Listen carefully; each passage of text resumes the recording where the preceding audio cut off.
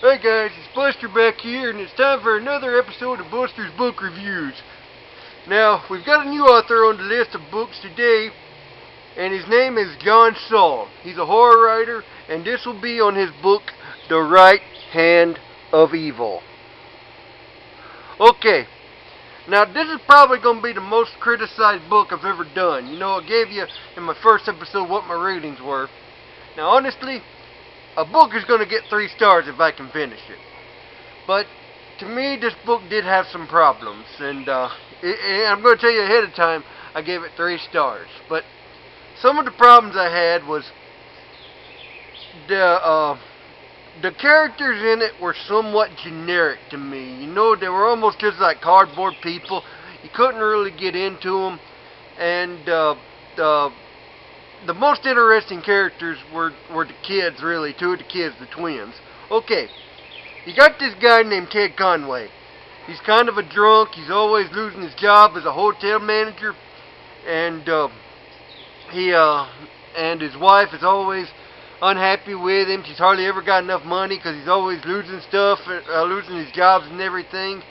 And Janet, they both got these 3 kids. 2 of them are twins, Kim and Jared. And they've always had like this connection. They know what each other's thinking and everything. And it's kind of this cool twin thing. And they've also got a baby sister named Molly. And she's a cute little thing, about 2 or 3 years old, I think, something like that. Or no, it may have been a year and a half at the beginning of the book. I don't know, something like that. She's really young anyway. And then Ted gets this call from his old aunt, who's been like in a crazy house, and she wants to see him because he's about to die. And he gets left this old house that belonged to his family, where a lot of bad things have happened. Now, at the beginning of the book, you had a guy who hung himself, and his guts were hanging out of him and everything, and then the woman like had her baby, and then she strangled the baby to death and everything, and it was just, you know, just really dark, you know, and not the fun kind of dark, really disturbing kind of dark, you know. But so he inherits this house, and he decides he's got all the money he needs from like this trust fund. And they moved there, and he's going to turn it into a hotel, his own hotel. And then finally Janet decides she's going to leave him. She's like, I've had enough. He's drinking again. He bought a ton of booze, and he's always, you know, just getting drunk and being mean. I'm leaving him. Then Ted has this weird dream, and he goes down to the basement, and he pukes his guts up, and all of a sudden he's changed. He turns into an entirely different person. And he's like just really good to her and everything, and she feels good about it. But then one of the twins, Jared, he starts to become evil, you know, and he starts being really mean and disrespectful and everything. And Kim, who's always been his best friend, she don't know what's going on with her twin brother. And then you go through the book, and there's like these people that don't like his family because there's a bad history of it. And they're in a Catholic school, and they're this dude that thinks knows his family back in the past killed his mama and everything. And I can't really go into everything without explaining the whole story, you know. But that's just kind of the gist of it. And it was interesting enough to keep me going, wanting to go on and keep turning the pages. But there was some problems. Like I said, it was really, really dark.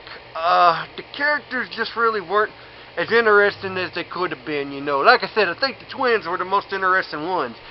And if you're an animal lover, don't pick up this book. No, don't do it. If you're an animal lover, you'll throw the sucker across the room, because there is a lot of animals being murdered and mutilated in it. And really, it didn't even contribute to the story. It was just like senseless murder of animals, you know. And that really turned me off. Sometimes I was like, ew, you know.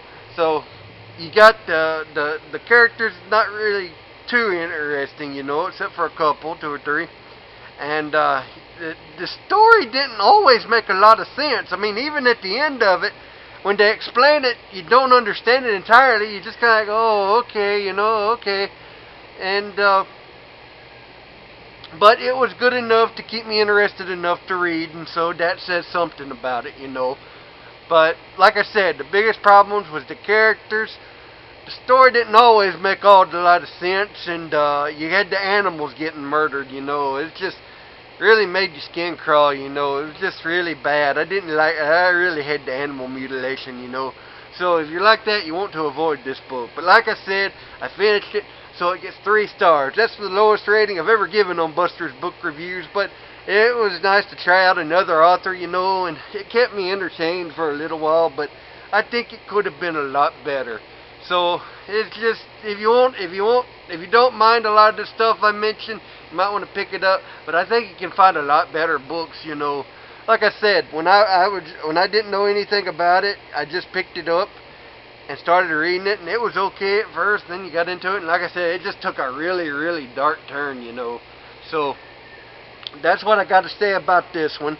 And I'll try to get up some more book reviews when I can. I know there's a couple of books I've already read before I want to do, but I can't find them right now. I like to have the book with me when I do it. But that'll do it for this issue of Buster's Book Reviews. Like this video, share it, and follow Chris Snider at Chris Snider83 on Twitter. And like Chris always says, happy reading.